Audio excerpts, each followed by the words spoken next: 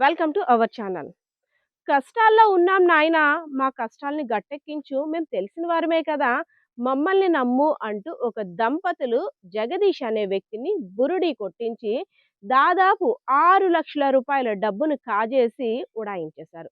ఇదంతా కూడా విజయనగరం జిల్లా రాజాం నియోజకవర్గం, రాజాం పట్టణం, శాంతినగర్‌లో ఉన్నటువంటి జగదీష్ అనే వ్యక్తి ఫ్యాన్సీ స్టోర్‌ని నడుపుకునేవాడు. సో, కొన్ని రోజుల క్రితం ఒక ఇద్దరు దంపతులు వచ్చి తన స్టోర్‌లో గాజులు, స్టిక్కర్సు ఏదో ఒకటి ఫ్యాన్సీ ఐటెమ్స్ కొనడం మొదలుపెట్టేవారు.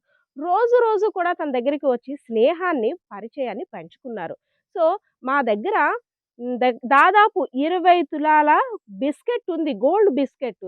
దాన్ని అమ్మాలని ఉంది. తక్కువ రేట్‌కే ఇచ్చేస్తున్నాం. మాకు తెలిసిన వాళ్ళకి ఒంట్లో బాలేదు. ఊరు వెళ్ళాలి. వారికి ఆపరేషన్ అంటూ ఏవో కల్లబొల్లి కబుర్లన్నీ కూడా జగదీష్‌కి చెప్పేశారు.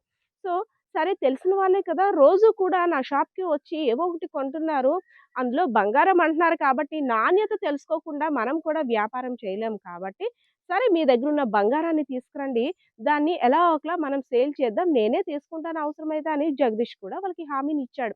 వెంటనే వారి దగ్గర ఉన్నటువంటి దాదాపు 20,00,000 విలువ చేసేటువంటి బంగారు బిస్కెట్‌ని తీసుకొస్తే, అందులో ఒక 25% హాఫ్ పీస్‌ని కట్ చేసి జగదీష్ గోల్డ్ చెకింగ్‌కి ఇచ్చాడు. సో, ఇది pure gold. So, don't worry అంటూ అక్కడ చెకింగ్ చేసేవారు కూడా వారికి ఒక గ్యారంటీని, భరోసాను కూడా ఇచ్చారు జగదీష్‌కి. సరే, సరే ఇంత క్యాష్ నేనిప్పుడు అరేంజ్ చేయలేను కదా! సాయంత్రంకి ఎలాగో ఒకలాగా అరేంజ్ చేసేస్తాను. మీరు ఇంటికి వెళ్ళిపోండి. మళ్ళీ ఎవరైనా చూస్తే మళ్ళీ మనం ఏదో చేస్తున్నాం అనుకుంటారు. మళ్ళీ అసలే తక్కువ రేట్‌కొస్తుంది బంగారం కూడా. మీకు డబ్బు అవసరం అంటుంది కదా! ఇంకెవరైనా ఇందులో వేలు పెడితే మళ్ళీ నాకు నష్టం వస్తుంది. మీరెలా అయినా ఇంటికి వెళ్ళిపోండి అని గబగబా దంపతుల్ని ఇంటికి పంపించేశాడు. మళ్ళీ సాయంత్రం అయ్యేసరికి ఒక 8 గ్రాముల బిస్కెట్ తీసుకొచ్చి, "భయ్యా చాలా అర్జెంట్‌గా మేము వెళ్ళాలి. ఆపరేషన్‌కి టైం అయిపోతుందంట. ఏదో ఒకలా ముందు మాకు డబ్బులివ్వు నువ్వు. నీ వెనకాతలే ఉంటాము. ఈ కాయిన్ కూడా టెస్ట్ చేయించుకొని వచ్చేద్దాము" అనేసి అనగానే, పాపం ఎంత అవసరం ఉంది కదా! డబ్బులు మాకిచ్చేసేయి. గోల్డ్ టెస్టింగ్ అయిన తర్వాత వెంటనే ఆ డబ్బులు పట్టుకొని మేము ఊరెళ్తాము. గోల్డ్ నీ దగ్గరే ఉంచేసుకో అని చెప్పగానే, సరే నిజమే గోల్డు ఉంది, దంపతులు ఉన్నారు. నేనెందుకు మోసపోతాను అనేసని అతి తెలివితేటలతో వెళ్తున్నాను. నన్నెవరు మోసం చేయలేరంటూ వెళ్ళాడు. వెళ్ళిన తర్వాత దాదాపు రూ. 6,00,000 క్యాష్‌ని వారి చేతుల్లోకి పెట్టేశాడు.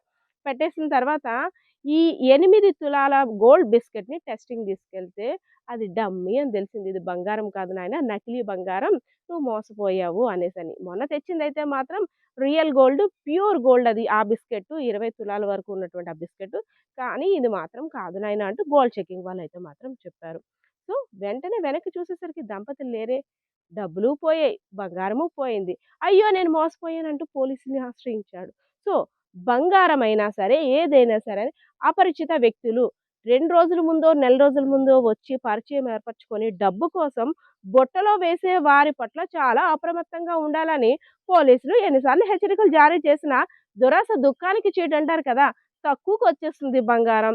ఆ బంగారు బిస్కెట్‌ని నేనే కొనేయాలని అత్యాశకు పోయినటువంటి జగదీష్‌కైతే మాత్రం ఇప్పుడు డబ్బులు పోయి, బంగారం కూడా లేకుండా అయిపోయింది. పోలీసులు కూడా ఈ కేసు నమోదు చేసి బురిడీ కొట్టించినటువంటి దంపతుల గురించైతే మాత్రం గట్టిగానే వెతుకుతున్నారు. దొరికితే అప్పుడు అసలు భాగోతం. ఇంకా ఇలా మోసపోయిన వాళ్ళు ఎవరైనా ఉన్నారేమో, ఇంకా వీళ్ళ లిస్ట్‌లో ఇంకెంతమంది బాధితులున్నారో వాళ్ళందరూ కూడా బయటకు వచ్చే అవకాశం ఉంటుంది. అంతేకాదు ఇలా బురిడీ కొట్టించే దంపతులు ఇలాంటి మనస్తత్వం కలిగిన వారు ఇంకెక్కడెక్కడ నాటుకుపోయారో, ఇంకెక్కడ ఎంతమందిని మోసం చేస్తున్నారో వాళ్ళంతా గ్యాంగ్ కూడా బయటకొచ్చే అవకాశం ఉన్నట్లు పోలీసులు కూడా తెలియజేస్తున్నారు. కెమెరా పర్సన్ బాలకిషోర్‌తో పద్మ, తెలుగు మిర్రర్.